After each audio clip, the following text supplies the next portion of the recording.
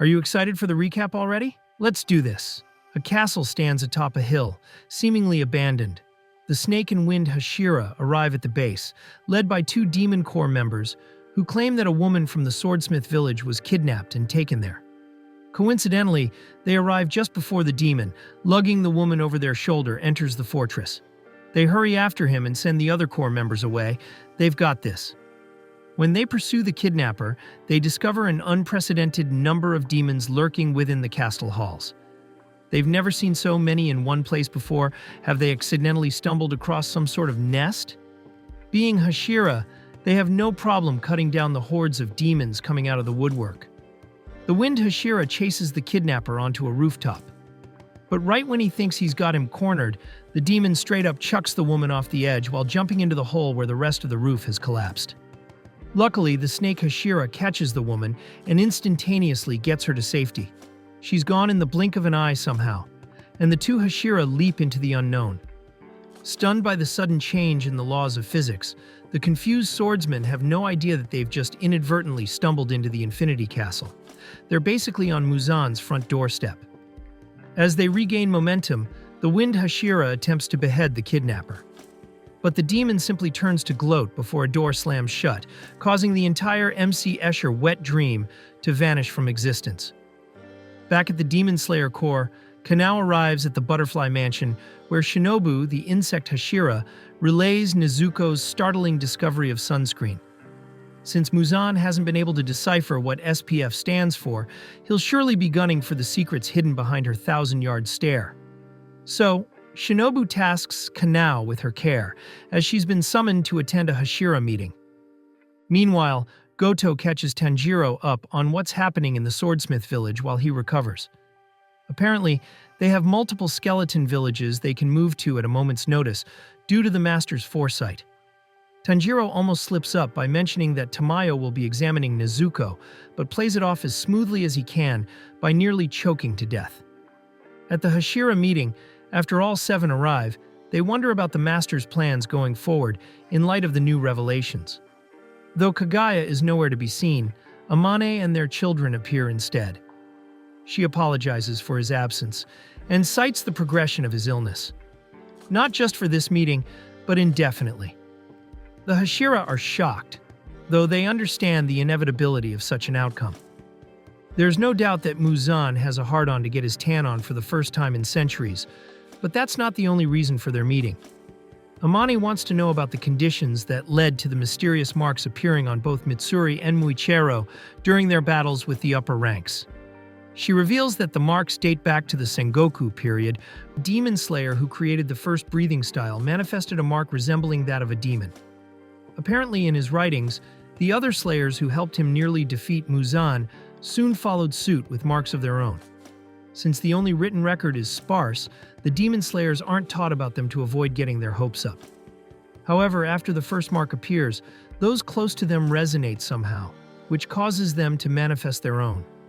Though it wasn't a Hashira this time, it was the one and only Tanjiro Kamado, who was woefully inadequate at explaining how his manifested. So Amane gives Mitsuri and Muichiro the floor. The love Hashira describes a euphoric and empowering feeling, unlike any other that defies explanation.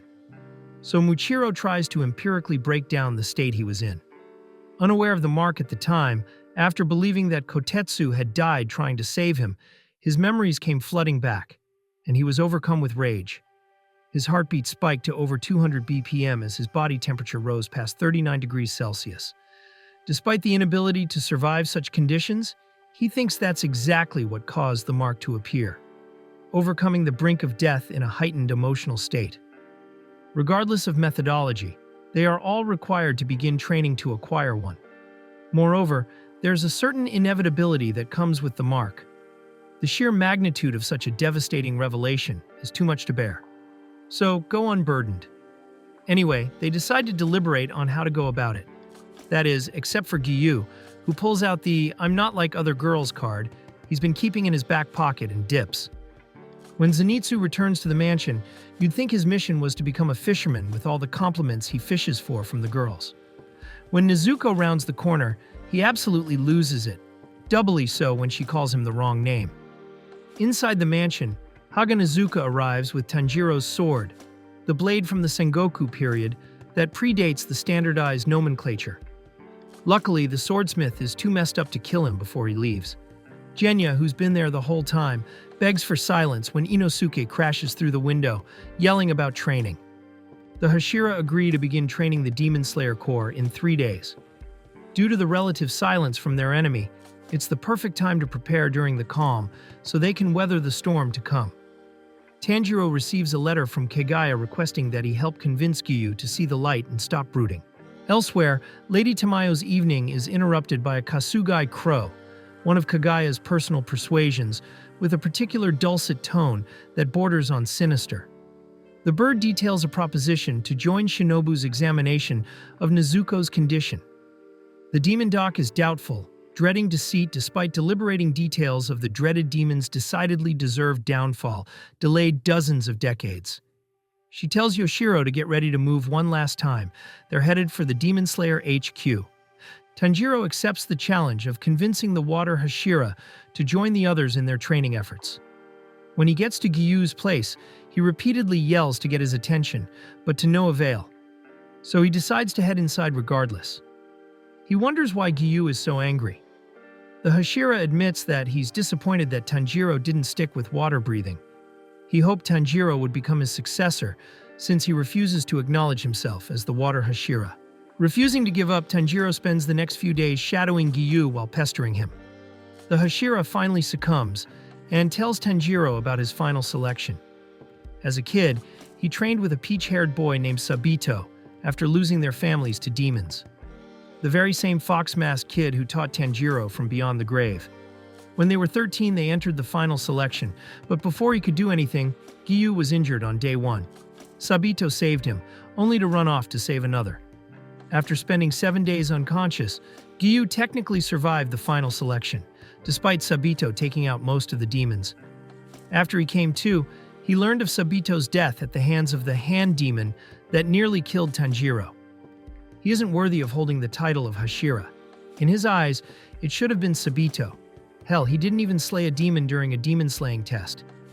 Giyu's story resonates with Tanjiro, who feels the same guilt over Rengoku's death. But the Flame Hashira would have urged him to keep going no matter what, so he's compelled to ask if Giyu intends to pass on what Sabito gave him. Those words stop the Hashira in his tracks, unlocking a repressed memory of Sabito sharing the same sentiment. Giyu begins to agree to join the training effort. But Tanjiro starts overthinking it and blurts out a challenge for an eating contest. The Hashira is confused but agrees anyway. He wonders what Shinobu's training consists of, though Tanjiro recalls that she isn't taking part.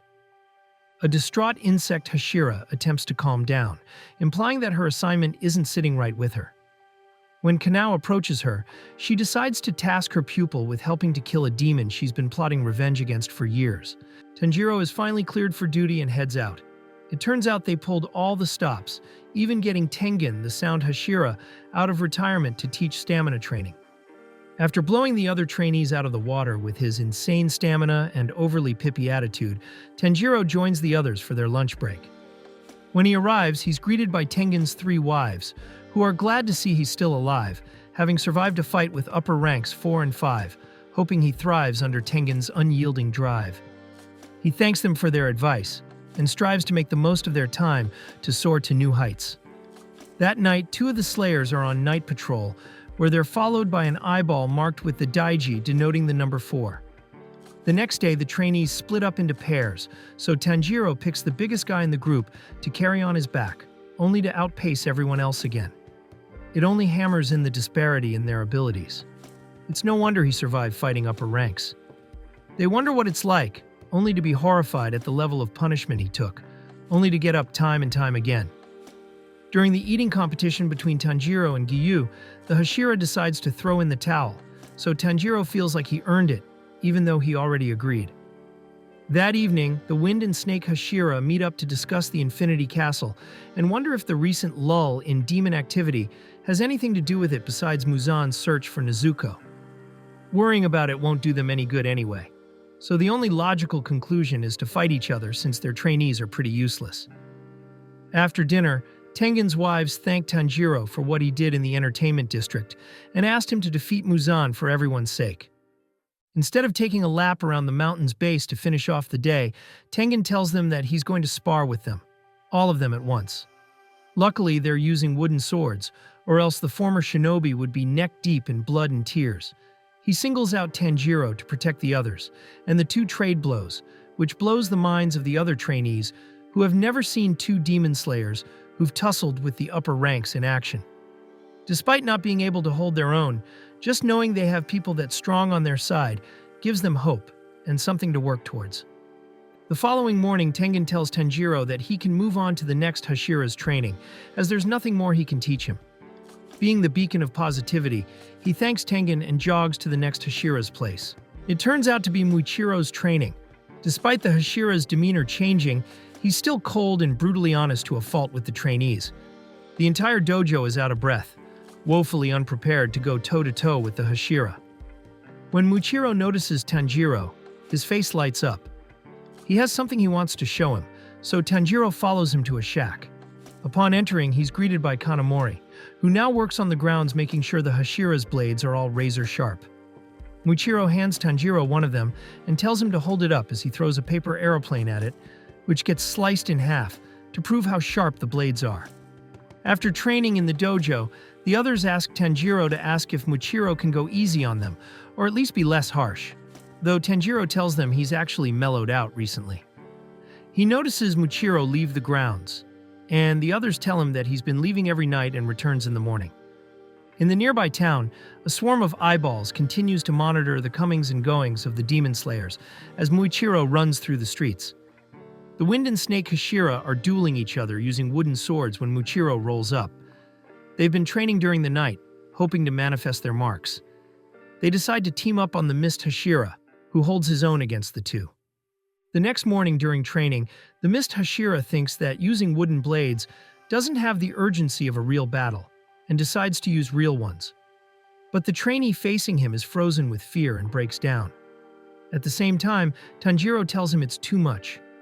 The trainee admits he doesn't know what real battles are like, but seeing Muichiro return each morning covered in bruises has motivated them to keep improving. The Mist Hashira tells them that he just wants to give them the ability to protect themselves in battle. 5 days go by, and Tanjiro keeps his own during training, so the Hashira tells him he's past his training as there's not much more he can teach him. Before he moves on, Tanjiro challenges Muichiro to a paper aeroplane contest. If he wins, then the Hashira has to be easier on the others. He agrees that if Tanjiro can throw his paper aeroplane farther once out of 10 tries, then he wins. Outside, the trainees cheer Tanjiro on, until he botches it completely. So the other trainees pipe up and challenge the Hashira too. The day devolves into making and throwing paper aeroplanes. Later, Tanjiro discusses the recent events with Muichiro. Since Muzan is looking for his sister, she's been hidden elsewhere. But he isn't worried as Urokodaki, his former master, is the one looking after her. Before Tanjiro leaves, Muichiro takes on a more serious tone as he promises that together, they'll defeat Muzan once and for all. Are you excited for the recap already? Let's do this. A stage play opens with a narration describing a war before each character is introduced on one of 2 giant screens on either side of the stage. After the roster finishes, the title card of the play, Tokyo Blade, flashes on the screen quickly, followed by a glimpse of a tragic scene. Princess Saya's death in Tuki's arms. This moment transitions into Aqua's recollection of the first day of rehearsals, where he and Akane are practicing that very scene. Meanwhile, Ruby visits Ai's grave, reflecting on B. Kamachi's rising fame and Aqua's burgeoning acting career. She speaks to her mother about her determination to perform at Tokyo Dome, resolute in carrying on Ai's legacy. As Aqua delves into the script, he notices the dynamics of their roles. He and Akane are cast as the antagonists, while Kana takes a spot among the protagonists. The play is an adaptation of the Shibuya conflict arc, a popular manga storyline. Aqua's mind, however, is solely focused on acting as a tool to uncover the truth about Ai's murder, rendering him distant during Akane's attempts to engage him. The producer Raida and director Kindaichi evaluate the cast's performances during rehearsals. Despite initial doubts, Aqua and Melt show promise. Raida is particularly excited about a potential showdown between Kana, the former child prodigy, and Akane, the current acting sensation. But Kindaichi cautions Raida not to overlook Taiki Himekawa, another key player. As Taiki and Kana rehearse, their on-stage chemistry is undeniable, causing Akane to realize she underestimated Kana's talents. By the third day of rehearsals, the cast begins to form cliques, though Aqua remains isolated, quietly observing Kana's adaptability in her scenes with Taiki. Akane, feeling a twinge of jealousy, questions Aqua, who explains that Kana's acting molds to her scene partners, elevating her performance to new heights. Akane, frustrated by Aqua's remarks, retorts that he'll face the same challenge.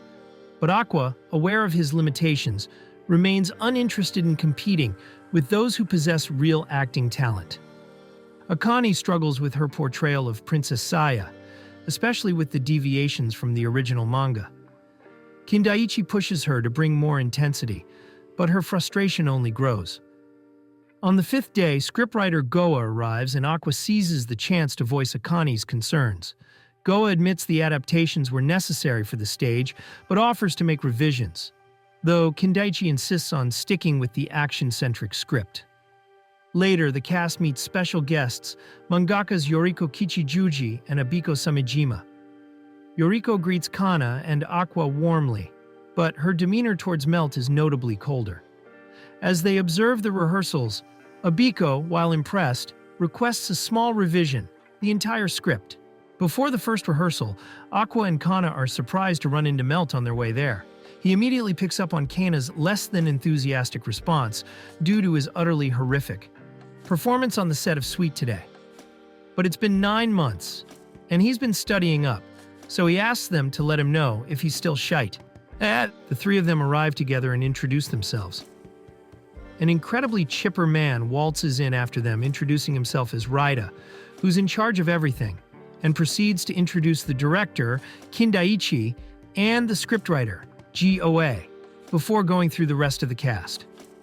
Akane eyes up Kana, and the lead, Himekawa, is woken up by a swift kick from the director. Aqua isn't too thrilled by Akane's enthusiasm. Kana is even less so. Melt, oblivious to the situation, points out that they're apparently dating after their stint on the reality show. This only sends Kana, who rightfully points out that they do technically appear to be dating.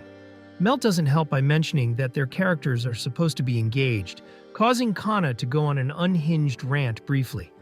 Elsewhere, Yoriko and Abiko discuss productions adapting their work over drinks. Since it's Abiko's first time, she asks Yoriko, her former boss, if she'll attend the rehearsal of Tokyo Blade with her. Yoriko is familiar with the give and take between the creator and production crew, but worries about Abiko being a bit too out there, which is vindicated when she asks to revise the entire script. GAO apologizes for the script but tries to defend his rewrites, which don't serve to placate her. She ends up arguing with her editor and the director in another room as Yoriko laments the process of adapting media. Despite Abiko's fervor in her revisions, the number of intermediaries makes it a terrible game of translating and retranslating intent. By the time it gets to the scriptwriter, most of the anger and passion are stripped away from the author's suggestions.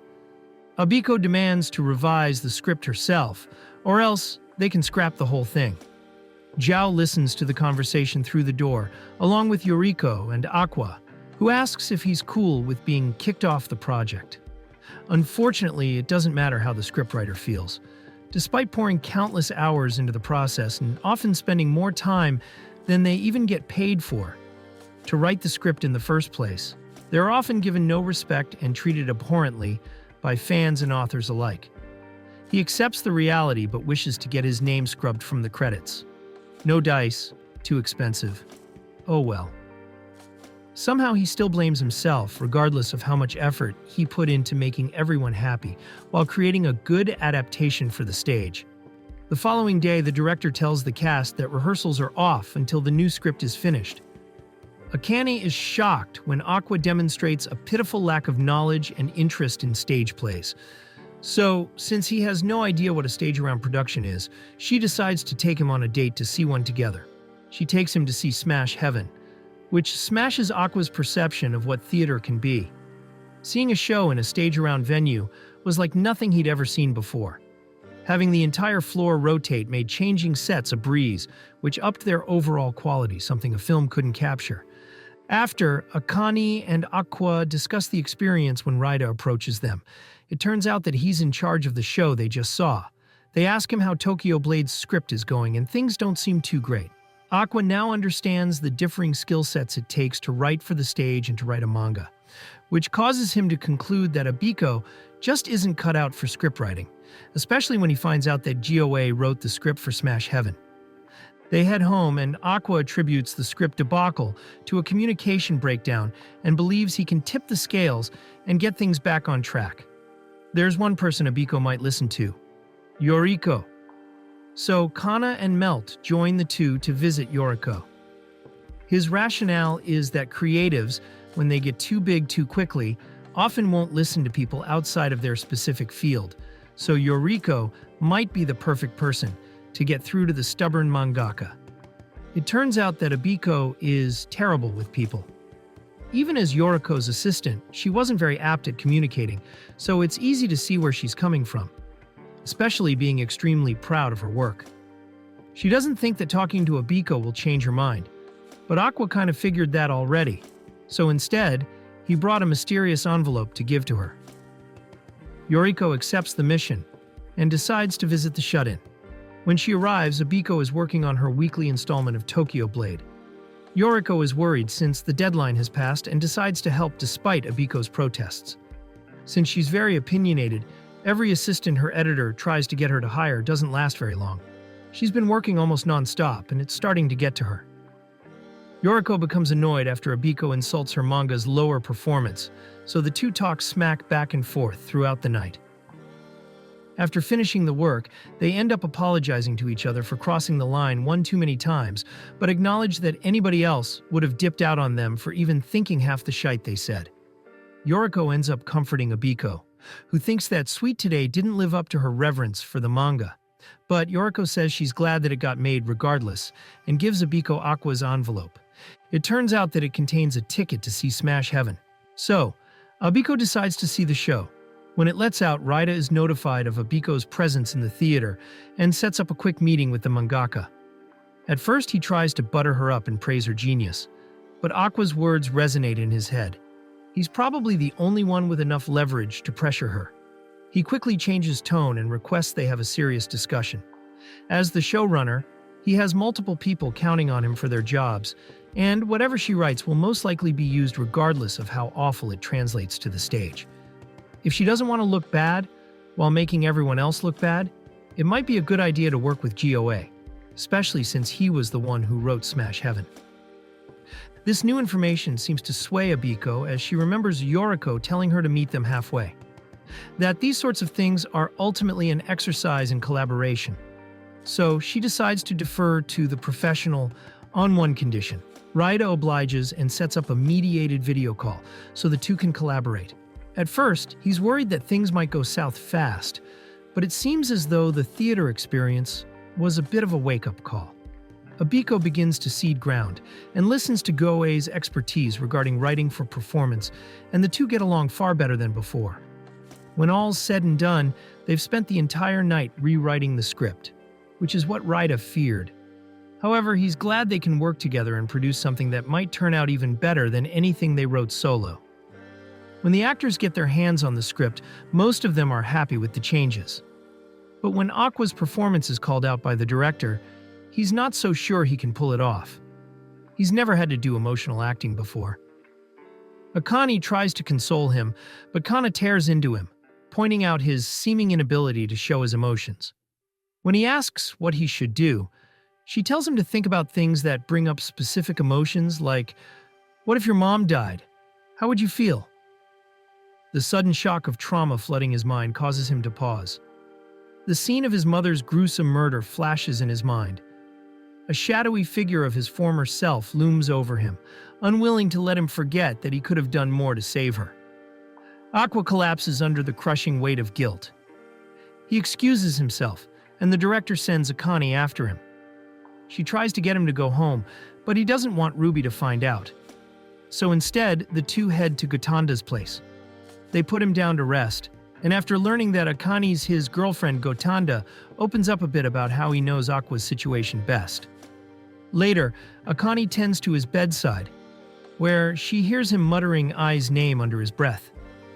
She starts to piece things together and realizes that the rumors about Ai having a kid might not be so ridiculous after all. When he wakes up, he finds her crying, but she dismisses any explanation and hugs him, promising to always be on his side. Akane makes dinner for everyone, including Gotanda's mother, who tells Aqua to lock that down. Afterward, Akane asks to see some of Aqua's acting, but Gotanda is apprehensive and only agrees with Aqua's permission. To his surprise, Aqua seems indifferent to showing her, as long as he isn't in the room. She notices that his performance seems prepared beforehand, and Gotanda relays how Aqua would panic if he tried to get emotional. Akane goes to talk with her boyfriend and wants to know why he got into acting in the first place. At first, he doesn't want to tell her because she'll think it's crazy, but after a bit of prodding, he admits that he got into acting to kill someone higher up in the industry. She doesn't seem fazed in the slightest and immediately offers to help. Aqua is shocked that she'd casually commit to something like that, but she kind of plays it off like she's been that kind of crazy this whole time. She does want something from him, though, a fulfilling of his boyfriend duties, as it were. She wants to beat Kana and Taiki. Acting, of course, not physically. He agrees. They show Gotanda the script, and Aqua asks for advice. Unfortunately, the only advice he has is to perform as the script dictates, which entails emotional acting. Gotanda agrees to help, however, and they commit to practicing every day after rehearsals. After another rehearsal, Melt gets hung up on his shite performance on Sweet Today. When he goes to clear his head over a walk, he bumps into Ruby, who's looking for her brother. She recognizes Melt, who tells her that Aqua's been leaving with Akane after rehearsals. Minami, who tagged along, suggests they've been engaging in boyfriend-girlfriend activities since he doesn't get home until midnight. This sends Ruby into a tizzy, causing Minami to regret even mentioning it. At another rehearsal, Kana starts to stir the pot with Akane, even going so far as to produce an old magazine containing an interview where Akane cites her as her influence to become an actor. The two exchange some heated words, so Aqua and Melt end up stepping in to separate them. Kana vents to Melt and Taiki about the fundamental difference in her and Akane's approach to acting. She feels the need to win against Akane to prove she isn't some washed-up child actor. Melt asks Taiki what he thinks, and he responds that they're evenly matched, but Kana will win since she's with him. Sakuya goads Melt, trashing his pitiful acting skills. He asks Kana for help, to which she agrees, while Aqua and Akane head to Gotanda's place. On opening day, Yoriko and Abiko run into GOA before heading inside. He tries to calm her nerves by telling her that there are at least 2 people who find the script entertaining, but it falls on the actors now. Inside, Ruby sits down with Miyako, excited to see her brother perform, when they notice Gotanda, finding it odd that he came, as it must mean that Aqua invited him. Gotanda wonders if Aqua can pull this off, but remembers how seriously he really takes things. Meanwhile, behind the scenes, Kana confesses that she's glad to be acting with Akane again, but that doesn't mean she won't win. Akane shares the same sentiment, as she's waited for this a long time. In the dressing room, Aqua gets ready by looking at pictures of Ai to send himself into a panic. The shadow of his past self remains, holding that crushing guilt over his head. But he resolves to use it to his advantage, to make up the difference for his lack of talent. The lights go down, and the narrator begins detailing the conflict central to the play's plot. On screen, the cast is introduced one by one. The play opens with Taiki as Blade, who stumbles upon a glowing sword stuck in the ground. Kana, as Tsurugi, appears and threatens to battle him if he picks up the sword. Of course, his immediate reaction is to pick up the blade. It is his namesake, after all. The two clash, and Tsurugi explains that the sword is an oath sword, one that grants its wielder great power. Whoever is acknowledged by all oath swords as the strongest will take possession of the country. Fancying himself a king, Blade is all too happy to take on that challenge. He goes on the offensive and easily takes Tsurugi out in a few decisive blows. After admitting defeat, Blade allows her to join him. The two set off towards Shinjuku, a place contended by rival warlords. She tells him that if he can beat Kizami, the place is practically his. When they arrive, Blade faces Melt as Kizami and easily overpowers him. Kizami asks to join them, to which Blade agrees. Kizami explains how the Shibuya Oni drove them underground, and Blade responds by swearing to vanquish them. During the second act, Kizami faces off with Sakuya as Monmi. Melt acknowledges Sakuya's acting chops, playing a character so unlike his own. Kaburagai showed up during rehearsals, where Raida praised him for suggesting Sakuya, who acts as an inspiration for the others. He goes on to praise his recommendation of Kana and Aqua too. However, he isn't quite sold on Melt. Kaburagai admits it was a bit personal pushing for the kid, but figured he'd grow on him. Though the one focused most on his performance is Yoriko, due to his terrible role in the adaptation of her manga Sweet Today. In school, Melt became aware of his popularity early on, so when he took up acting, he wasn't really thinking it through, just winging it. During their fight, Yoriko and Sakuya bemoan his lackluster performance. But over the past few weeks, he's been practicing especially hard for the role. He even asked Aqua for advice, who told him not to care if they think he sucks. Melt went off on him. But Aqua continued, telling him to take advantage of people not taking him seriously. Since his one big moment is the fight at the beginning of the second act, he should focus all his energy on his performance, after goading the audience into thinking he's awful. When Monmi disarms Kizami, the moment he picks up the blade again is his time to shine. Backstage, Kana wonders if it was Aqua's doing, but he gives the credit to Melt, who took his advice and ran with it. After rearming himself, Melt goes hard. The audience is taken aback. Even Abiko is excited to see her panels come to life. While preparing for the role, Melt went over the manga again and realized that he empathized with the character a great deal more than he initially thought. He decides to channel the frustration he's been feeling into 1 minute of intense acting. At first, Sakuya isn't having it, but his shell begins to melt when he can't ignore the overwhelming emotion behind each strike, powerful enough to reach the audience. He finally understands conviction, and it shows. Even Yoriko can't help but tear up as the audience erupts in applause. Backstage, Melt begins to apologize for ad-libbing, but Sakuya takes him off guard and shows him respect. He turns to Aqua and tells him he finally understands. He's even having fun for the first time. Are you excited for the recap already? Let's do this. In the past, demons, celestials, spirits, and mythical beasts stood against humanity. During the Great War, the hero Cid defeated the 4 heroes of the other races using a sword gifted to him by a prophetic god. Today, Kai and his team observe a graveyard where demons have been sealed away for the past 100 years. Though none have ever escaped, they still routinely ensure that remains the case. His comrades, Ashran and Saki, don't seem to take their jobs as seriously as Kai.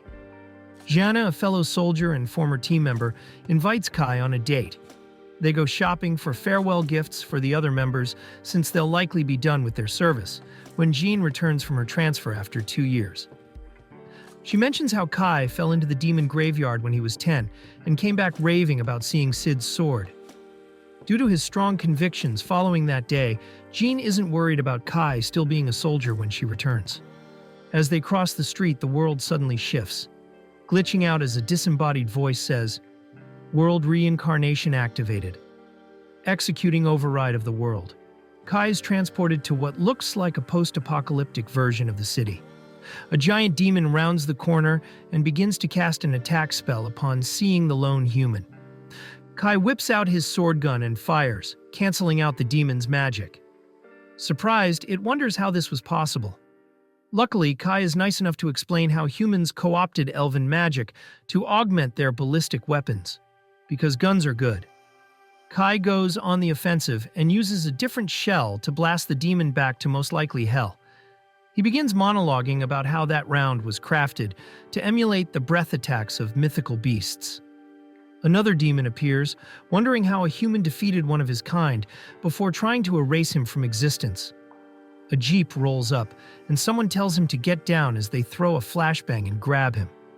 It turns out to be Saki and Ashran, but neither seems to remember him. Saki tells him they're part of the resistance, and Ashran details how they lost the Great War 30 years ago. They take him to the underground city of Neo-Vishal. Kai asks how the humans lost the war, and they tell him that the four races still have their heroes, and that they've never heard of Sid. The citizens start murmuring about the arrival of the main corps, headed up by Jean.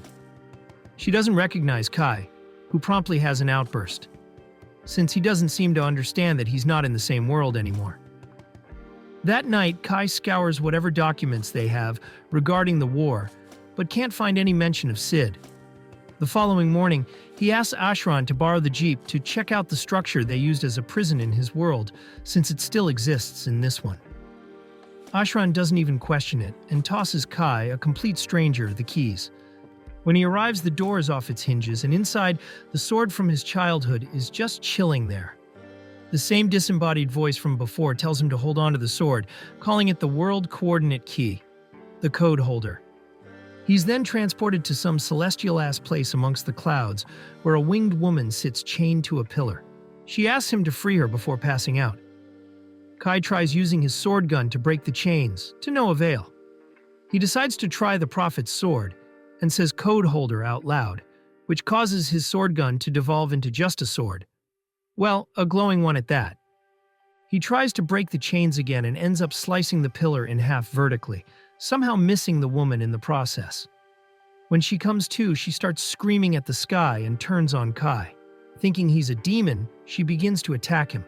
The disembodied voice chimes in and tells him that the code holder can sever fate, so he uses it to slice through her magic. After convincing her that he's not a demon, she introduces herself as Rina, and tells him not to question her race after he asks. Rina tells him the last thing she remembers is fighting with the demon hero, Vanessa. Suddenly, a giant claw reaches through a portal, followed by the strange-looking woman attached to it. She says the Fate Singularity entity has reawakened, determining the threat level as terminal before attacking Rina. The two of them turn heel and run. The creature uses another portal to grab Rina with her claw. Kai freezes up momentarily before slicing the appendage, creating some kind of portal back to the pyramid structure. Rina hugs Kai, who tells her they're one and the same, due to their shared status as outcasts. He mentions that the demons are occupying the city ruins, which strikes her as odd, since she remembers the humans having the upper hand in the Great War, so maybe they're from the same world. After some convincing, Rine agrees to stay with him in Neo-Vishal. That night, Rine wakes with a start to warn Kai about an incoming attack. Multiple demons break through the barrier protecting the city. Noticing Saki in one of the demons' crosshairs, Kai jumps in to save her. Ashran begins to turn to stone before Kai interrupts the demon's spell. Two of the beasts swoop in and try to attack Kai, who takes them out with Rina's help. With the attack successfully thwarted, Saki and Ashran decide to take Kai to the Resistance's HQ, since he has the capability of fighting the demons. When they get there, Kai relays his story during a meeting of the higher-ups. Jean asks him what their relationship was in his world, and he tells her they were childhood friends. She ends the meeting after he mentions her father and grandfather's nicknames. That night, Jean summons Kai. She isn't wearing her armor, which is supposed to hide the fact that she's a woman somehow, despite clearly being forged out of metal to fit a feminine physique. They make plans to attack Vanessa, and it's revealed there's a secret entrance into the capital that the demons don't know about. The following day, the Resistance heads off on their mission. They arrive near the tunnel's exit, and Jean gives the small force a pep talk before they charge into the fray. They are met by a few demons outside the main building.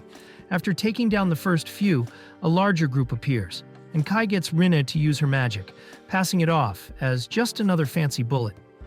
They head inside after Rina detects Vanessa on the top floor. Phelan is suspicious and wonders why Kai didn't pull the trigger if the lightning attack was caused by a bullet. But she's cut off by Gianni before she can accuse Rina of being even more sus than she looks.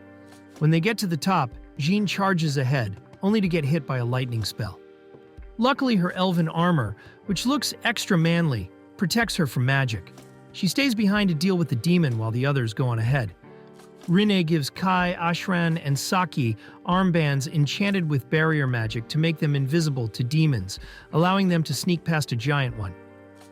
Rinne and Kai enter a room filled with demons, who detect them using the building's security system.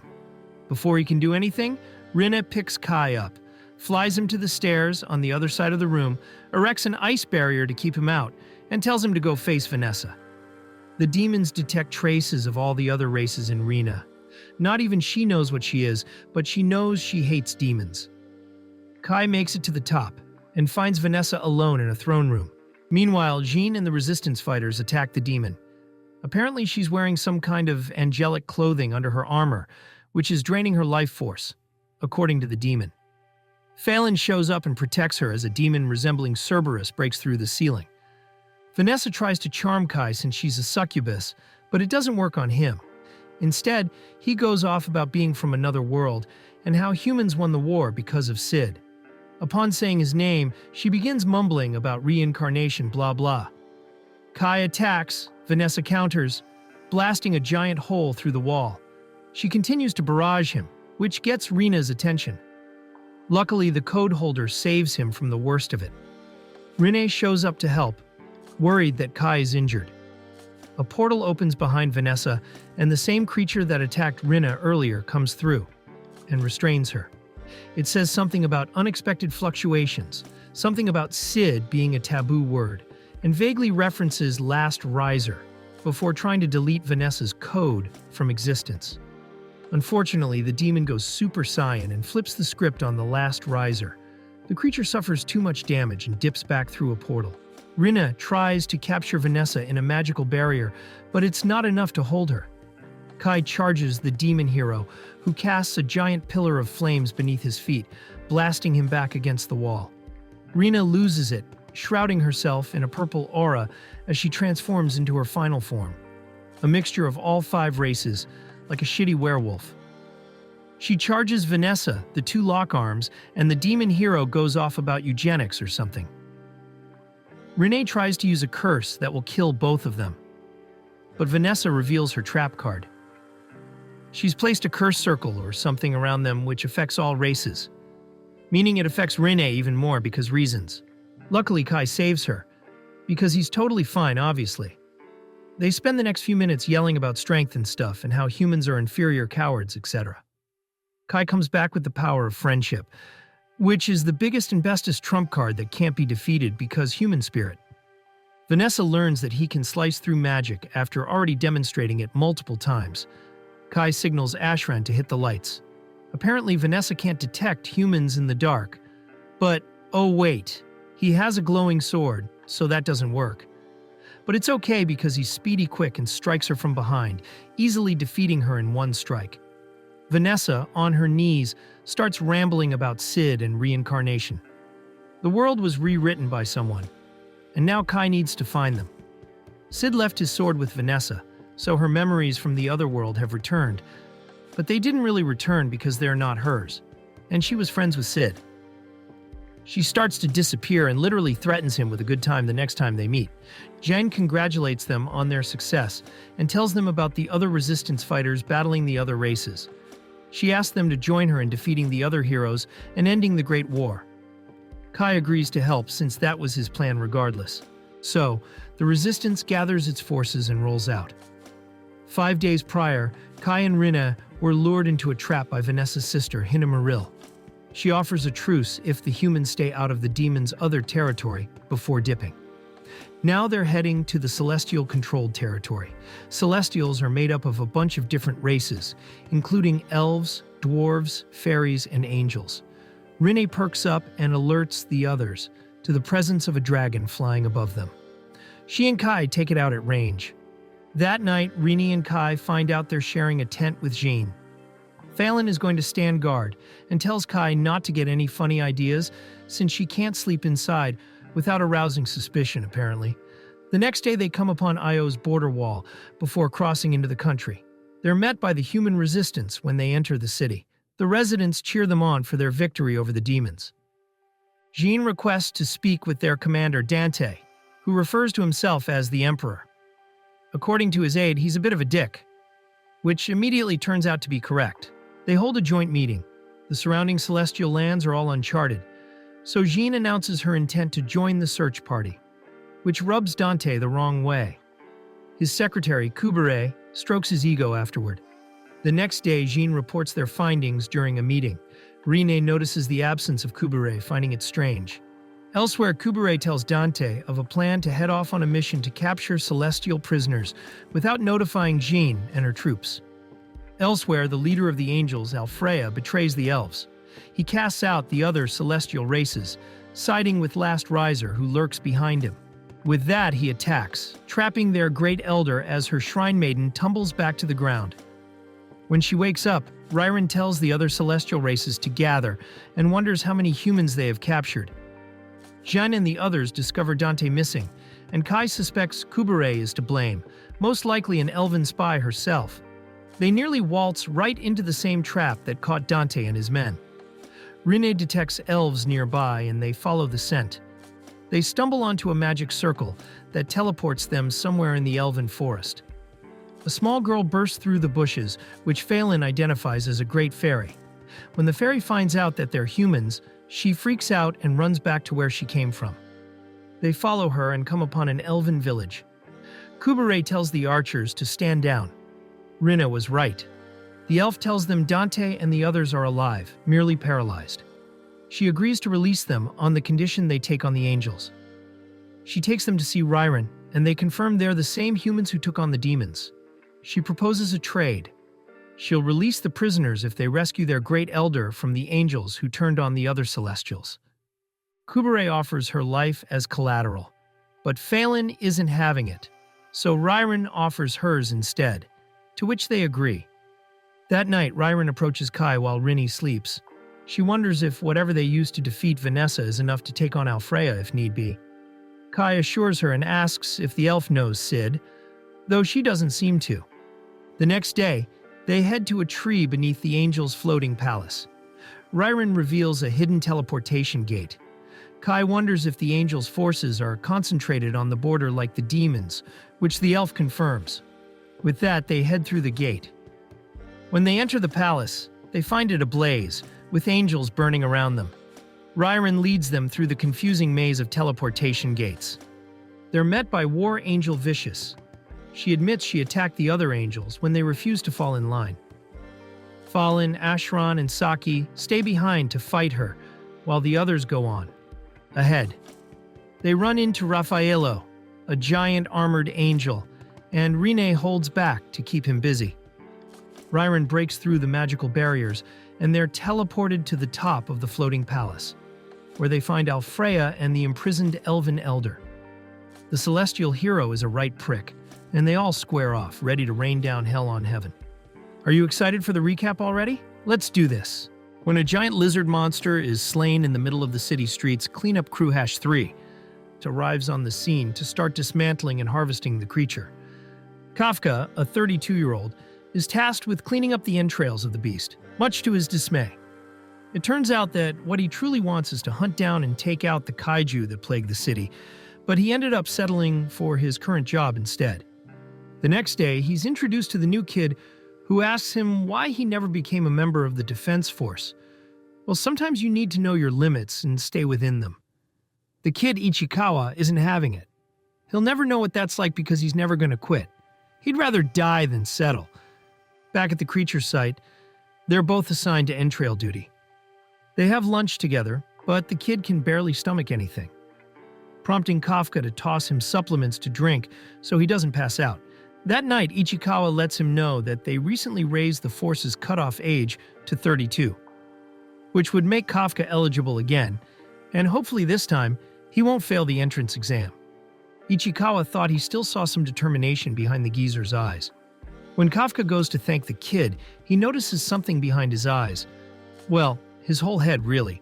A spider-like kaiju bursting from beneath the concrete, ready to swallow the kid whole. Leaping into action, Kafka manages to tackle him out of the way, and after begging him to run and save himself, he grabs a metal pipe to attract the monster's attention. After losing his childhood home as a kid, he and his friend Mina promised each other they would join the defense force and never let anything like that happen again. The creature knocks him to the side after his feeble attack, Just when it looks like he'll be on the opposite end of entrail duty, the Ichikawa comes back. He can't quit before he even begins. Well, now they're both screwed. Fortunately, it was merely an illusion as a white tiger leaps towards the spidery kaiju with the grace of a Las Vegas stage performance circa 1984, followed by the Defense Force Captain Mina's explosive rounds. In the hospital, Ichikawa thanks Kafka for saving his life. Right before he opens the curtain separating their beds, a strange insect-like creature expresses its satisfaction in finding him, that being Kafka, as it enters his mouth. Ichikawa opens the curtain to discover Kafka's metamorphoses.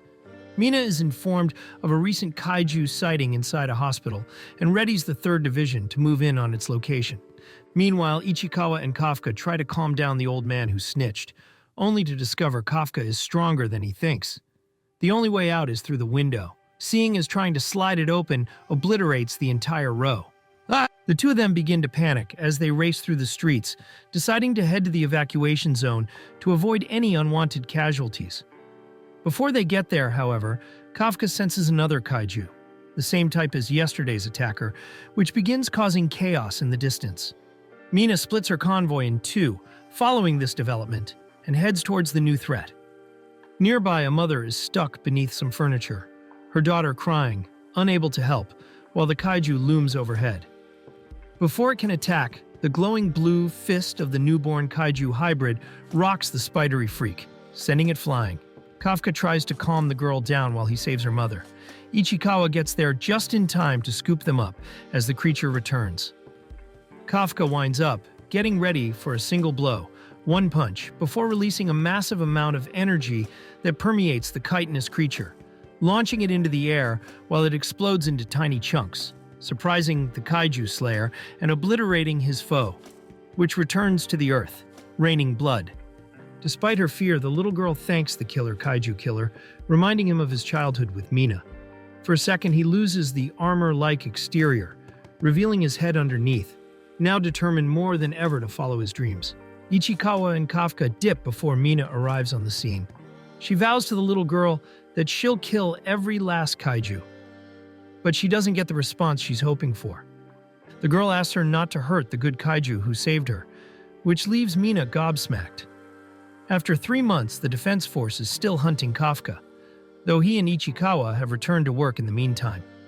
One day, the entrance exams arrive in the mail, and it looks like Kafka finally passed. The first pass of written exams, trying to hide his kaiju form for the physical is not going to be easy, but at 32, it's his last chance. When the two arrive at the next exam, they're pestered by a young woman who, despite a mostly empty lot, wants the same spot they parked the company car in. If they won't move it, then she will. Taking off her Inspector Gadget-ass trench coat, revealing a strength-augmenting suit underneath, she then grabs the van and tosses it into another parking spot. She introduces herself as examinee number 2016, Kikoru Shinomiya. Kafka walks over and picks the van back up, shocking the arrogant examinee. He introduces himself, telling her not to forget the name. Up until he fails miserably during the physical exam, she's more than welcome to erase it from memory. Ichikawa consoles Kafka. It might not be his age, but as it turns out, this year's examinees are all top talent from specialized schools and colleges. And the one sitting at the top? Kikoru Shinomiya. They still have the aptitude test, however, and it's been on kaiju removal for the past few years, which is why he signed up to work with Kafka's crew. So they both should have this one in the bag. The 3rd Division's Soshiro Hoshina will be heading the aptitude test. This year, their final test is to track down kaiju and subdue them. It looks like they changed it up this year. Both Kafka and Ichikawa are shook. Inside the facility, they are each given a suit utilizing organic biomatter from slain kaiju to increase the wearer's power output. Most of the applicants are between 10 and 20%, which is pretty good, apparently. Shinomiya. Well, she's at 46%, the highest of the group and perhaps even a record for a rookie at the academy. Hoshina notices Ichikawa's dismay towards his mere 8% and consoles him. The only number that would decrease your chances for success would be a 0%, which Kafka just so happens to score, sending the proctor into stitches. Shinomiya becomes annoyed. He should stop messing around and show her the crazy strength he used in the parking lot already. The examinees will be facing 36 Yoju and 1 Hanju, kitted with the Defense Forces' standard gear. If remote drones determine that they're in peril, they'll trigger a shield to save them, automatically failing them in the process. Shinomiya runs off on her own, literally on the side of buildings. Since the suit isn't doing him any favors, Kafka ditches the rifle for his sidearm. They aren't testing them solely on their kill count, but their ability to work as a team. Coming up on their first kaiju, Kafka recognizes that it's one with poor eyesight and tosses a flashbang to mess with its sensitive hearing. He tells the others to aim for the soft spot on its belly, which takes it down. With his knowledge, he can act as support for not very long. Another kaiju comes out of nowhere, taking Kafka by surprise. The Proctor is about to deploy his shield when Shinomiya comes to his rescue. Despite recommending he retreat, Kafka refuses to go out like this and slowly gets back up, even with a broken leg. This is his last chance. He refuses to quit. Through pure determination alone, the power of his suit starts to climb, shocking the team monitoring the examinees. It hits a staggering 0.01%, a percentage-level increase of an incalculable amount. Kafka tells Ichikawa that he doesn't have to stay with him, but he refuses this notion and ends up giving Kafka a piggyback, much to Hoshina's amusement. Meanwhile, Shinomiya continues stealing kills from everyone else, showing off in the process. After all 36 Yoju are taken care of, she heads towards the hanju. Leaping off the sides of buildings, she gains enough speed to land in the beast's jaws, her feet propping open its mouth by resting on the teeth. She takes aim and fires directly down its throat, taking it down with one shot. Even Mina is taken aback by her abilities, and Hoshina can't believe everyone technically passed the exam. In the arena, Shinomiya gets ready to rub her score in Kafka's face, but as she turns to leave, a figure materializes from the fog behind her. She turns only to receive a projectile in her chest. Her eyes grow wide as she slinks down to the ground, unable to process what just happened. Elsewhere, the other kaiju begins to reanimate. Shinomiya isn't dead yet. The projectile barely misses her heart. She wonders aloud what the new anthropomorphic kaiju is, and it wonders back, just as surprised at her ability to move as she is at its ability to speak. She readies her rifle once more, but the kaiju is faster. It launches multiple projectiles at non-vital regions of her limbs in the hopes that she'll be eaten. Her blood curdling. Screams pierce the comms, and the proctors demand to know what's going on. They register the new life signs, which are somehow stronger than before. It's time they step in. Shinomiya tries to engage the kaiju again, but is quickly tossed aside. She's barely able to move, but is too stubborn to lose. As it turns out, her father is the director, which puts undue stress on her. To become a symbol of hope, she continues to stand and fight, becoming ever more desperate and even more injured. The kaiju regenerates organs on its head, which produce massive amounts of energy. It's obviously able to shoot laser beams from atop its head. Just when she's resigned all hope, Kafka appears in front of her, thanking her for buying enough time for evacuation, while he turns into his kaiju form. Ichikawa notices Kafka's absence and rushes off, fearing his secret coming to light. Kafka begs Shinomiya to not say anything to anyone. He'll explain everything after he deals with the blind laser-firing lizard. Hoshina and Mina receive an alert of another energy source, reading a 9.8. Either their tech is busted or it's the most powerful kaiju they've ever faced. Since he's got to beat this thing quick, he'll have to do it in a single blow, with half of his hands, with a right hook, with one punch. Man barely touches the thing, and it explodes. He heads back to Shinomiya, glad to see she's okay, but he berates her for not counting on her teammates. Before he can finish, Ichikawa catches up and berates him for transforming. She passes out, and they decide to carry her back. When the proctors arrive, Hoshina recognizes the carnage from 3 months prior. Shinomiya might pull her punches, but there's no way she could have pulled this off. Mina eavesdrops on Kafka and Ichikawa before thanking them for carrying Shinomiya back. Hoshina decides to visit her and credits her for defeating the hanju. She's hesitant at first, but takes the credit, deciding to keep quiet. The anthropomorphic kaiju that shot her is shocked by a news source reporting no deaths. And who's Kaiju No 8? It answers the phone, morphing into a human. It turns out they're the newest member of the cleaning crew. Later on at work, both Kafka and Ichikawa get a letter in the mail. The following day is the ceremony to swear in those who passed the exam. Ichikawa shows up and meets Iharu, who recognizes him as the old guy's friend. When Mina and Shinomiya show up, the captain swears her in as the top-scoring applicant, which serves to symbolically swear in the others as well, for a total of 27 officers. Though Shinomiya feels guilty about taking the glory and a bit annoyed that Kafka isn't there, just when she starts to get mad, he interrupts the whole ceremony. It turns out that Hoshina vouched for him, out of suspicion and as a source of entertainment. He's now a cadet in the vice captain's platoon. The others never expected him to pass. Mina gives a speech, and Kafka accidentally blurts out that he'll be standing at her side soon, just like they promised as kids. Hoshina bursts out in laughter, but when Hina addresses the cadet, she catches herself before calling him by his first name and reprimanding him before leaving without another word. Shinomiya approaches Kafka, wanting to talk, privately. She promises to keep his secret since he saved her life. It's basically like paying him back since the Defense Force wouldn't be too happy if they found out. But if he shows any signs of turning against humans, she'll end him herself. During target practice, a bunch of the newbies start rivalries with each other, trying to set PBs and raise their combat power. Despite the general competitive atmosphere, Kafka is psyched to even raise his unleashed combat power to 1%. But Hoshina tells him if he doesn't improve at a quicker pace, he'll be kicked out in 3 months.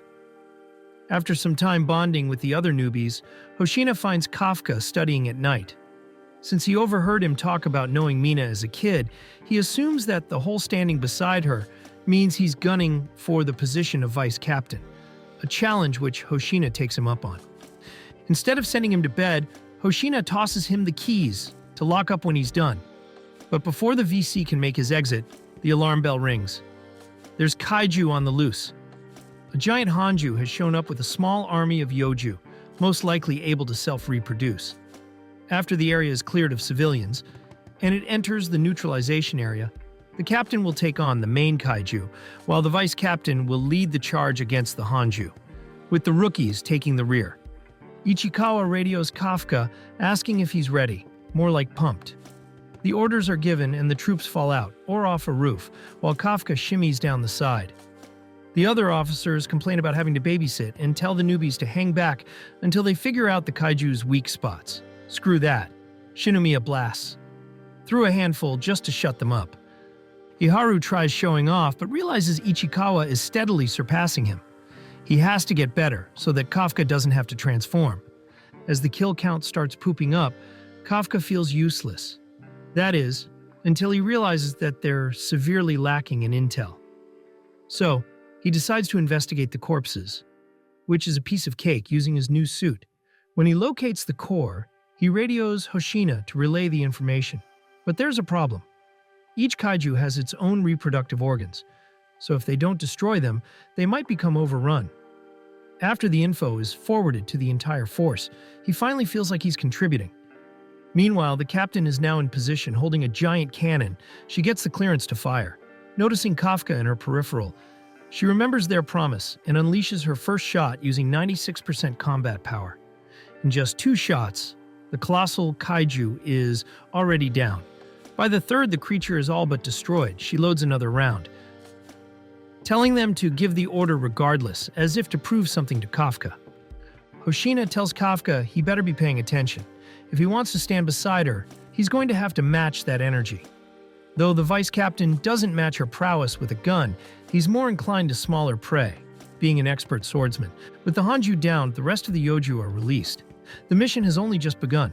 Hoshina thinks it'll be good practice for the rookies, since most only reach between 20 and 30%, and half of them are already there. At least 2 candidates stick out: Shinomiya and Ichikawa. Iharu and Ichikawa are informed of a kaiju in their area, and they rush towards the source. But when they get there, they only see a man wearing a monster sweeper uniform. When they try to question him, he continues talking to himself. He was certain that adding reproductive organs would put a wrench in their plans. There must be someone with more knowledge of kaiju anatomy than he predicted. He turns to the 2 officers, wondering if they know anyone who fits the bill, as small spores bubble to the surface of his skin. Are you excited for the recap already? Let's do this. After taking out Clayman, Rimuru was formally recognized as a demon lord, becoming an official member of the octogram. Leon and Valentine leave immediately, while the others stay for the dinner party. Rimuru returns to Tempest to find the inhabitants eagerly awaiting their leader. Apparently, Diablo already knows everything that transpired, thanks to Veldora selling information for an allotment of desserts. Rimuru wonders why he's back from Falmouth anyway. Diablo assures him that he left people capable of performing his duties in his stead. By making a deal with one of the king's advisors, Razin in Shogo's body, and the Archbishop, Reihiem, in exchange for reviving the king, who also swears fealty. The demon uses his unique skill, Tempter, which guarantees their obedience. Rasen explains what went down to the council before Yum. Reihiem and Razin relay how Rimuru negotiated for their lives. Yum steps in, but one of the council members tries to put him in his place. That is until he's frozen in his. Rasen tells the others they weren't there. They can't possibly know what happened. While they quarrel, Diablo materializes in front of the king's soup and pulls out a full potion to put the king back together again. To everyone's surprise, the king is more than willing to hear Rimuru's demands. In 1 week, representatives will be there to discuss peaceful relations. They will be given 3 options. The first is that the king abdicates the throne and pays reparations. The second is that they surrender and become a vassal state. And the third, the war they started continues. The council tries to protest that a week isn't nearly enough time. But Diablo isn't having it. If they don't come up with an answer in time, they'll assume they wish to continue the war. Apparently for option 1, he set terms at 10,000 stellar gold coins, which converts to about 1 trillion yen. The price doesn't matter. The first option is their only option, plus stellar gold coins aren't usually used as currency. Without an army, opposing the nobles would be foolish. Amaris, to avoid that, they'll have to forge an alliance with Yum, making them allies with Tempest. If they decide to ally with anyone else, Diablo vows to take care of it himself. Laplace relays the news of Clayman's death to Yuki and the rest of the moderate Harlequin alliance. Clayman's stronghold was also destroyed, causing them to lose all their possessions and men. Yuki reveals that he's planning on repaying the slime, but refuses to elaborate yet. In the Holy Empire of Labelius, Hinata remembers learning of the church's true nature and her subsequent battle with Louis and his younger twin brother, Roy Valentine. Though she won, Luminous Valentine revived the brothers. The vampire gave her 1 week to win the trial of the 7 luminaries for the chance to face her, the true ruler of Lebelius. Despite completing the trial, she lost to the Demon Lord. But she did learn that the vampires didn't need to drain a human completely to satisfy their needs, and she decided to serve Lady Valentine to uphold the utopia she was creating. Hinata meets with Louis, who tells her that his brother was killed the night before, which means that Laplace must be stronger than a demon lord. They discuss Rimuru and Falmouth's scuffle. Louis thinks it might be a good thing that Hinata failed to kill Rimuru when she did. Veldora's reappearance might be the perfect thing to get the other nations to rally behind. Though Hinata thinks the stability in the Jora Woods might be the very thing to bridge the gap between human and monster society. When Luminous returns, she fills them in on what happened at Walpurgis. Hinata claims she will kill the dragon, but the others caution against it. She's not strong enough to face Veldora herself. They can't paint Rimuru as an evil demon lord since he's already aligned himself with humans, so trying to ally themselves with him is probably a better idea. Meanwhile, in Falmouth, the council bickers about the king's decision to step down and pay reparations in fear of becoming a vassal state or being crushed underfoot. Blumen has already sent word denouncing Falmouth's actions, siding with Rimuru. A messenger interrupts, announcing that Rimuru has declared himself a demon lord. This excites some of the members. Maybe the demon lords will cut him down to size, or not. Another messenger enters the room, bringing word of Clayman's death at the hands of the slime, as well as Carrion and Faye pledging themselves to Milim and the remaining lords joining together, calling themselves Octogram. This makes the choice clearer in the king's mind. He puts up Edward as his successor. Despite feigning his surprise, the king's brother is elated that his scheming hasn't been in vain. After a week, the two nations sign the peace treaty, so Falmouth officially recognizes Tempest as its own nation. In Tempest, Benimaru returns. Refugees from Eurazania are on their way since their capital was destroyed. The lycanthropes wish to learn about Tempest's tech as well. Geld is heading up Eurasania's redevelopment with those of able body. Diablo delivers the signed peace treaty and reparations. Now that the king has no knights, he can't defend himself against the nobility, who forced him to take out a loan to cover the full amount. The king is moving to a smaller territory near Yum's headquarters, so if they make any moves, he can easily step in. If that happens, then Falmouth will be going against their new treaty, which will make it easier to insert Yum as the new ruler. Diablo also relays that the church wants a first-hand account from the archbishop. Since he was one of the only survivors, it might be a good idea to allow the meeting. Rimuru decides to put a message inside a crystal and have the archbishop deliver it to gauge the church's reaction. Gobta appears and announces the arrival of the prisoners and refugees. Outside, the Beast Katirs greet Rimuru, who tells them they've already begun building shelter and setting up jobs for the refugees. Gabiru also returns and delivers a letter from Malim. Apparently, she's visiting soon with some friends who need some cooking lessons, according to her. Gobta directs Rimuru's attention to the portal opening in a nearby alley. It's Geld. Getting people to follow orders and produce good work is tougher than he thought. Rimuru knows the perfect solution: to get wasted. So they talk over a couple of drinks, giving Geld a confidence boost. Big Goblin. As Rimuru approaches, merchants have begun to return. Their visitor count is through the roof even after he declared himself a demon lord. The Empress of the Sorceress Dynasty is also looking to ally themselves with Tempest. Rimuru checks in with Soe. The Jura forest borders the Tengu's turf in the Kusha Mountains. Even when Faye was a demon lord, she never waltzed through their front door, so Benimaru volunteers to go in Rimuru's stead. Later, Hakuryu reports on the puppet state under Clayman's domain. Apparently it's populated exclusively by dark elves, who live among the ruins of one of their kingdoms. Rimuru wonders if that's where he got all his money from. But Hakuryu mentions it lies undisturbed. They agree to keep it a secret, until Rimuru can check it out himself. Afterwards, Rimuru and his council hold a meeting. Rimuru finds out that now that he's a demon lord who oversees the Jura forest, all the monster tribes are inclined to introduce themselves and ask his permission to harvest the land's resources.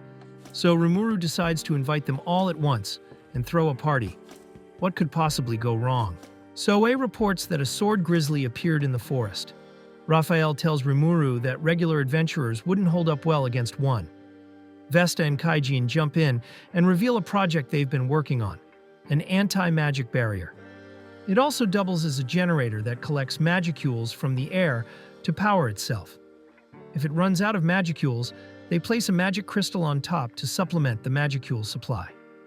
With fewer magicules in the air, fewer magical beasts appear. They work as magic barriers, although different spells can be switched out. They only need to line the roads with them and set up patrols to check if they're running. Veldora is ecstatic at not having to suppress his aura anymore, for about 2 seconds. A release on that scale would attract crazy powerful monsters. Just another thing on their to-do list. Rimuru gives Geld the plans he's been drawing up for the rebuilding project in Eurasania. A few others offer to pitch in to dispel his anxiety. Diablo announces that King Edward has been making moves and that a civil war is all but inevitable. Luckily, it will take a few months for him to gather enough forces, which is why Diablo had the brilliant idea to expedite the process for them. Not to worry, Benimaru has allegedly recruited enough soldiers so that Tempest now has a standing army. They even have covert ops. Rahim hasn't returned yet, though Diablo confirmed he got to the teleporter to the Holy Empire of Lubelius. And he has the crystal, carrying a message from Rimuru detailing how he wants to let bygones be bygones. Rimuru starts to wonder if Hinata was ordered or tricked into fighting him. This means it wasn't luminous, so the church shouldn't attack them, especially while Veldora is around. Raphael surmises that, although recent events seem correlated, they're most likely the product of different wills with aligned motives. Whoever the mastermind is, it's unlikely they'll reveal themselves now. Diablo points out that King Edmaris got his information from the Eastern merchants, thinking it dubious. However, merchants would make more sense since nations going to war would have more frequent dealings with them. So, Rimuru has multiple people look into different financial paper trails to see if they discover a pattern. In the Holy Empire of Lubelius, Hinata holds council and learns of the rumblings in Falmouth. Hinata thinks getting ready for a civil war will play right into Demon Lord Rimuru's hand. She addresses the Holy Knights with an oracle straight from Luminous themselves. Only Rimuru can control Veldora, so they shouldn't do anything that would put them at odds with either. They aren't allowed to act with any aggression towards them. They should focus on containing Falmouth's war so it doesn't spill over onto any other nation's territory. Suspecting that the Eastern merchants, who tipped her off about her master's alleged murder, were playing her, Hinata admits that she was at fault and is even willing to apologize to Rimuru. Unlike the other knights, she doesn't think it will be that big a problem. He seems pretty good-natured. Too bad she refused to listen when they first met. Reihiem, the Archbishop, arrives. But before he can relay the information regarding Rimuru and Veldora, 3 holographs of shrouded men appear floating above the ground, members of the 7 luminaries, those who oversee the 7 trials to become a hero. Hinata used her usurper ability to, usurp them. Now they're butthurt and wish to stick their noses in her. Shh, sorry. The Archbishop apologizes. He wasn't aware they'd be present. Reihiem goes over Rimuru's rampage, how he killed 20,000 men only to absorb their souls to become a true demon lord. One of the 7 reminds the Archbishop to deliver the crystal message. It's Rimuru. He challenges her to a one-on-one. Hinata thinks it odd. Why would he want to fight now? And how did the 7 know about the message in the first place? The 3 men seem pleased and offer her the Dragon Buster, a sword that allows her to hold her own against Veldora. So, Hinata sets off. One of Rimuru's underlings spots her and relays the information. She isn't alone, though. 4 knights follow behind. Over 30,000 temple knights march on Falmouth, gunning for the demon-backing Yom, blaming Reihiem's death on them. Diablo apologizes for his mistake in sending the Archbishop, but Rimuru says it's all good. It happens, course correct, and try again. Shuna suggests they speak with Adelman, one of Clayman's 5 fingers, who defected when she beat his bony ass. When he wasn't a living skeleton, he was a cardinal in the Holy Church. Back then, the church didn't possess an army. Until the Temple Knights were founded, then came the Emperor's Guard, the Master Rooks, who had authority over the knights. They created a new military, the Crusaders. Adelman believes that the 7 luminaries, second only to the Emperor, brought about such a change. Hinata rebuilt the Crusaders, including the 10 great saints, who are of the enlightened class, the human version of evolved monsters. The 10 consist of 3 Master Rooks, the great sages, the leaders of the 6 Crusaders, and Hinata herself. Rimuru shuts down Veldora, making him the last line of defense. Benimaru breaks down the forces heading to back up Yum, the 100 Goblin Riders, led by Gobta, the 4,000 Green Numbers, led by the 100 Kurenai, and the 100 Hiryu, led by Gabiru. Rimuru sends Ranga to help Gobta with his anxiety. Diablo's plan hinged on Edward amassing 10,000 troops at most. He would then get Edmaris to demand a reason for the aggression to facilitate his execution. Since Yum has around 5,000, the 4,300 would be enough to stand against 10,000, but 30,000 is pushing it. So Diablo will conduct an interrogation to find out who killed Reihiem and oust them.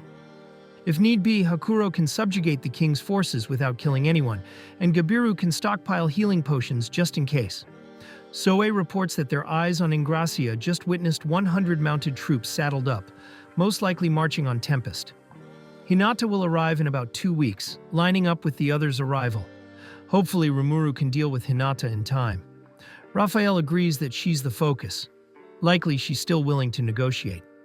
So he tells the others to avoid killing any of the Holy Knights, while he figures out a non-violent solution. Shion offers to take her 100 Yomagari team members to deal with the 100 Crusaders. Benimaru concurs since they have extra skills, perfect memory, and self-regeneration. Since they have high survivability, their perceived weakness could act as bait, effectively, buying them more time. With the lowest number of casualties, their leader Gabwa is more than willing to take it on. Albus and Sufia show up, ready to help in whatever way they can. Rimuru agrees, but if things go south, then everyone's lives are the highest priority. Elsewhere, Demrata of the Eastern Merchants meets with the head of the Razo family, Granville, and the 5 Great Elders. He has already caught on to the East's plans to cause strife to bolster their weapon sales. But he's apprehensive of their other ulterior motives. Granville claims to have already dealt with Hinata, so Demrata says he'll take care of the demon backing Yume. After the merchant leaves, Granville notes that he is one of Cerberus's leaders, a powerful shadow organization. But he underestimates Rimuru's strength, which plays in the church's favor. One of the 10 great saints, Glenda Atlee, is working with the Razos, and is ordered to help stop Yume's demon backer from making a move. If things go well for the Razos, Falmouth will be indebted to them, expanding their sphere of influence even further. On the way to Tempest, 4 great saints catch up to Hinata. She is thoroughly unimpressed, though she begrudgingly allows them to tag along. When they make it to Bloomin', they're astonished by the town's rapid growth and the quality of its monster goods. When searching for a place to eat, Hinata is stunned when they come across a ramen shop. They even have chopsticks. She's blown away by the food quality. Never once in her wildest imagination did she think she'd taste food from home again. Her suspicions are confirmed when the server mentions the food is from Tempest, compliments of Rimuru. They return to the road only to find the streets paved with as much craftsmanship as in Graciere's capital. And thanks to the magic barrier, the roadways are free of magical beasts. When they spot 2 goblins patrolling, Hinata tells them to stand down. They don't pose a threat, even actively helping them since they're new in the area. They give them the rundown: no littering and no fighting. There's a watering hole every 10 km, police stations every 20 km, and lodgings every 40 km. The glowing stones maintain the barrier. If they break them, they buy them. They make it to the next watering hole. It's just a campground. This pisses Hinata off. They've been looking for a monster threat, which obviously doesn't exist. It's clear Rimuru is a thoughtful and benevolent leader. The best they can hope for is a conflict-free first contact. Meanwhile, in Tempest, Benimaru hesitates to discount the possibility that Hinata is a mere distraction. Shui reports that the Crusaders are on the old road, trying to remain undetected while surrounding Tempest. It turns out that Leonard, one of the 10 great saints, was approached by the 7 luminaries, who told him that Hinata was connected to Roy Valentine, a demon lord, and is trying to form a relationship with Rimuru. They keep planting seeds of doubt, telling him the only way to clear her name is to kill Rimuru. If it's true that she's conspiring, she'll defend him with her life. Veldora's appearance has only been confirmed by Hinata and the Emperor. Is it just a hoax? The meathead soaks up every itty-bitty crumb of bullshit they feed him and quite literally embarks on a holy crusade. Shion overhears Leonard announcing their intent to lay siege to Tempest and decides to engage. Nikolaos, second only to the Emperor, contacts Hinata, warning her that the 3 battle sages secretly joined the civil war in Falmouth. He isn't sure what's going on, but she needs to be wary of the 7. But their communications are cut short. One of the great saints detects magic, recognizing it as Leonard's, and Hinata and the others speed off in that direction. Rimuru was monitoring Hinata's connection and severed it himself. Meanwhile, the 100 Yomigairi battle the Crusaders, who are shaken by the regenerative capabilities of their enemies. No matter how much they get cut down, they brush it off and get back up. Instead of killing the Crusaders, the monsters use blades coated in a poison that merely puts them to sleep before hog-tying them. Shion directs Gobwa to engage, though Rimuru questions whether it was a good move, as he watches from the sidelines. Things are going in their favor when Hinata and the others arrive. Believing that since they've already engaged the monsters in combat, diplomacy is off the table. She mistakenly thinks that since he brought 4 subordinates, the challenge must have some merit. Right? She approaches the slime, who detects her presence instantly, not too pleased to see her. Thank you guys for sticking till the end of this video. Make sure to subscribe to our channel and hit the like button for more videos like this. Cheers!